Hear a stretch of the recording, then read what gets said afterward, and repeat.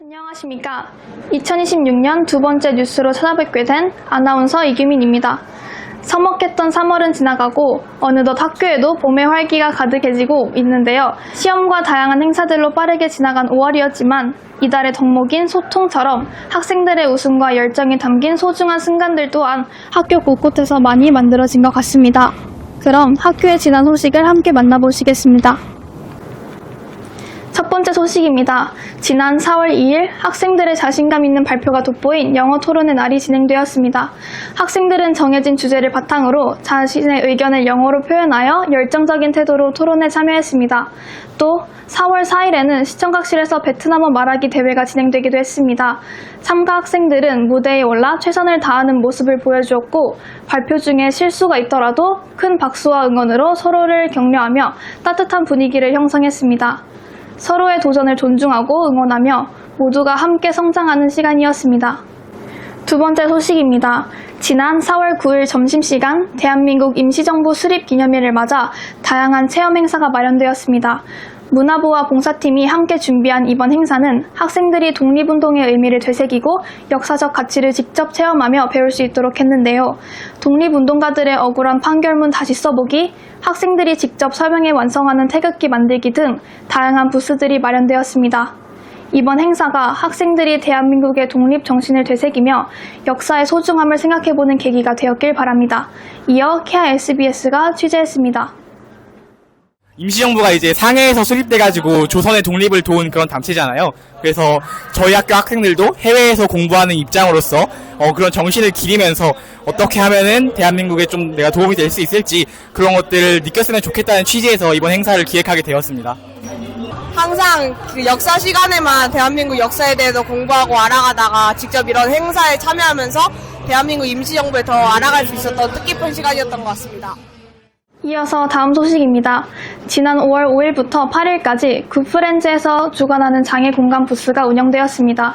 이번 행사는 장애에 대한 이해와 공감을 높이고 서로 배려하는 학교 문화를 조성하기 위해 마련되었는데요. 학생들은 휠체어를 타고 지체장애인의 이동 불편을 눈을 가린 채 지팡이를 이용하며 시각장애인의 어려움을 그리고 기초 수화를 배우며 청각장애인과의 소통 방식을 이해하는 뜻깊은 시간을 가졌습니다. 마지막에는 방명록의 소감과 응원의 메시지를 남기며 행사의 의미를 되새기며 서로를 존중하고 배려하는 마음의 중요성을 깨닫는 뜻깊은 시간이 되었습니다. 계속해서 다음 소식 전해드리겠습니다. 지난 5월 11일부터 15일까지 학생들의 감사를 담은 스승의 날 주간이 운영되었습니다. 12일 화요일에는 오케스트라의 스승의 날 기념 런치 콘서트가 열려 감사의 마음을 아름다운 선율로 표현하였으며 14일 목요일에는 편지 쓰기 부스가 운영되어 학생들의 손편지를 선생님들께 직접 전달했습니다. 이어 15일 금요일에는 학생회의 아침 등굣길 교문 행사가 진행되었는데요. 더불어 각 교실에서는 학생들이 직접 준비한 카네이션을 담아드리는 등 손편지와 꽃 한 송이에 담긴 학생들의 진심이 선생님들께 따뜻한 위로와 기쁨이 된 하루였습니다. 다음 소식입니다. 지난 5월 13일부터 14일까지 이틀간 한울마당에서는 생활규정 캠페인 부스가 운영되었습니다. 이번 주제는 5월의 덕목인 소통에 맞추며 비속어를 줄이고 바른말 사용을 장려하는 바른말 캠페인으로 진행되었는데요. 현장에서는 바른말 꽃잎 만들기와 비속어 퀴즈, 포토부스 등 다양한 체험 활동이 마련되어 학생들의 큰 관심을 끌었습니다. 이번 캠페인을 통해 학생들은 서로를 배려하는 말의 중요성을 다시금 되새기는 시간을 가질 수 있었습니다. 이어서 다음 소식 전해드리겠습니다. 지난 5월 19일 전교생을 대상으로 한 외국어의 날 행사가 1교시부터 4교시까지 교내 곳곳에서 진행되었습니다. 공통적으로는 어휘 올림피아드와 글쓰기 대회가 열렸으며 중등부 학생들은 다양한 외국어 부스 활동을, 고등부에서는 베트남어 골든벨을 비롯한 팝송 콘테스트와 스크래롤 등 희망하는 종목을 선택해 자유롭게 참여하는 활동이 이루어졌습니다. 올해도 많은 학생이 열정적으로 참여해준 덕분에 외국어의 날 행사를 성황리에 마칠 수 있었습니다. 앞으로도 학생들이 외국어 활동에 즐겁게 임하며 자신감과 자신의 역량을 마음껏 펼쳐나가기를 바랍니다. 다음 소식입니다. 최근 학생들 사이에서는 급식이 맛있어졌다는 반응이 자주 나오고 있습니다. 올해부터 새로운 영양사 선생님께서 우리 학교 급식을 맡고 계신데요. 누구보다도 학생들의 건강과 위생을 먼저 생각하시는 영양사 선생님 덕분에 학생들은 건강한 식습관을 기를 수 있게 되었습니다. 저희 KISBS 방송부가 직접 영양사 선생님을 만나 이야기를 나누어 보았습니다. 유현 기자가 취재했습니다. 급식 메뉴를 구성하실 때 가장 중요하게 생각하시는 점은 무엇인가요?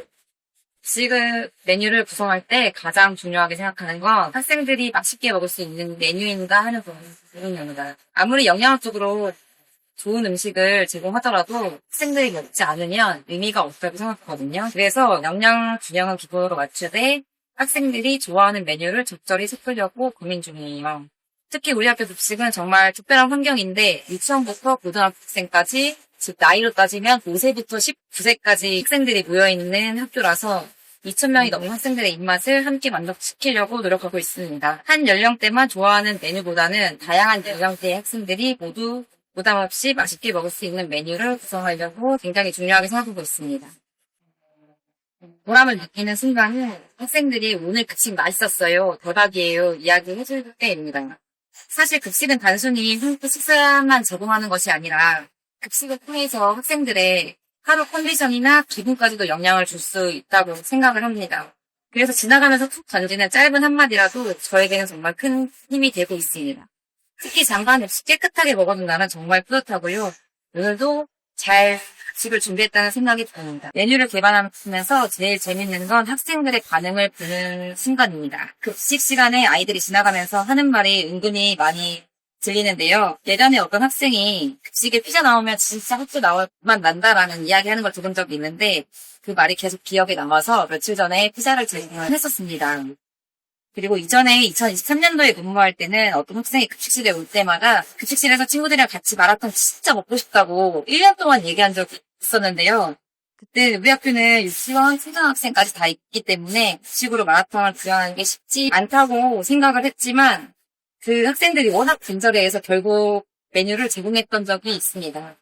지금 그 친구는 대학교 2학년이 됐는데도 아직도 가끔 메시지를 주고받으면서 안부를 묻으며 지내는데 대학교 학생 말고 KI 급식이 그립다고 이야기해요. 그래서 우리 방송부 친구들을 포함해서 우리 학생들이 앞으로 먹고 싶은 메뉴가 있으면 선생님이 진단할 때 이거 진짜 먹고 싶어요.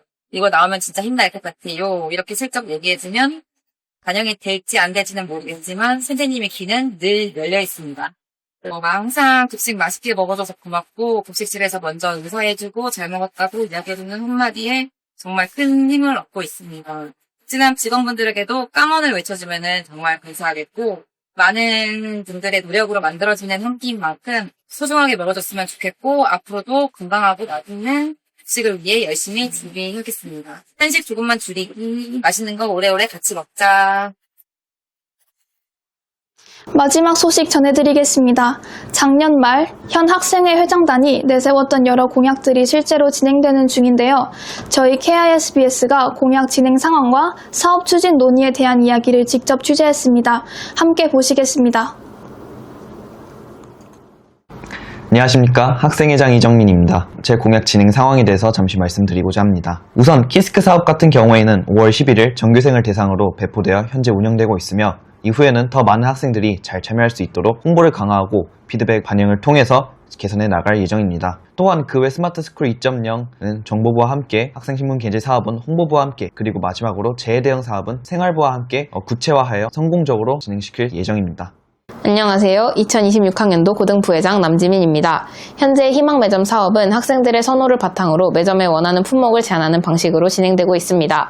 지난 4월 8일부터 10일까지 학생들을 대상으로 1차 의견 수렴을 진행하였고 접수된 대부분의 의견은 매점 사장님께 전달된 상태입니다. 다만 학생들의 건강을 고려하여 라면과 에너지 드링크와 같은 품목은 판매 품목에서 제외하기로 하였습니다. 매점 사장님께서도 학생들의 의견을 최대한 반영할 수 있도록 최선을 다해 구비해보겠다고 말씀해 주셨습니다.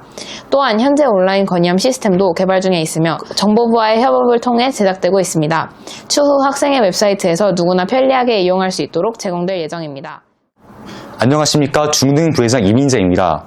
우선 급식 대화의 자리 공약과 관련해서 용영 선생님과 논의를 하였고 실제로 긍정적인 반응을 보이셨습니다. 7월 중으로 자리가 마련하도록 기획 중이고 의미 있는 행사가 되도록 학생에 대해 설명해서 추진해 보겠습니다.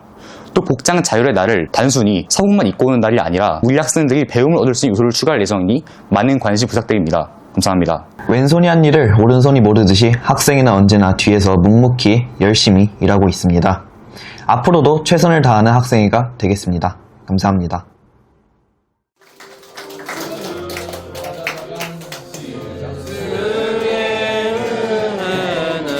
하늘 같아서 열어볼수록 높아만 지네 참제